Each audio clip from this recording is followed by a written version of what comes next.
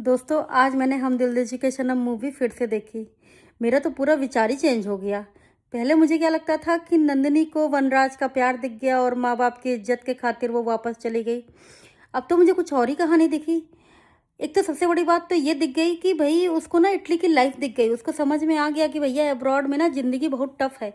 यहाँ पे क्या है कि हाउस होल्ड वर्क सारा खुद ही करना पड़ेगा। कोई मेड वेड मिलेगी नहीं। हाउस हेल्प तो जीरो का जीरो ही है।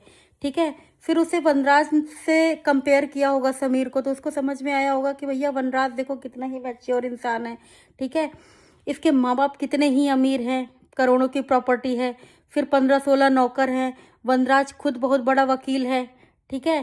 सास ससुर भी शुरुआत में तो देखो सीधे ही दिख रहे थे उसको, है ना। और दूसरा क्या है कि वनराज उन लड़कों में से था जो माँ बाप के सामने बीवी के लिए स्टैंड ले रहा था, तो ये भी बहुत बड़ी चीज़ है।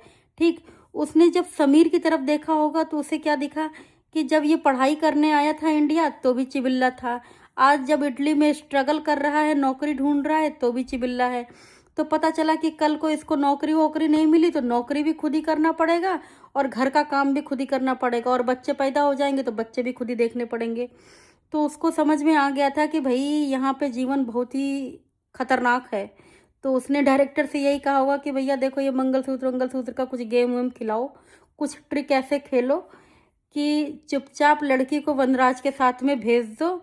इससे क्या होगा कि इंडियन जनता भी खुश हो जाएगी, जिसको माँ बाप की इज्जत बहुत प्यारी होती है। ठीक है।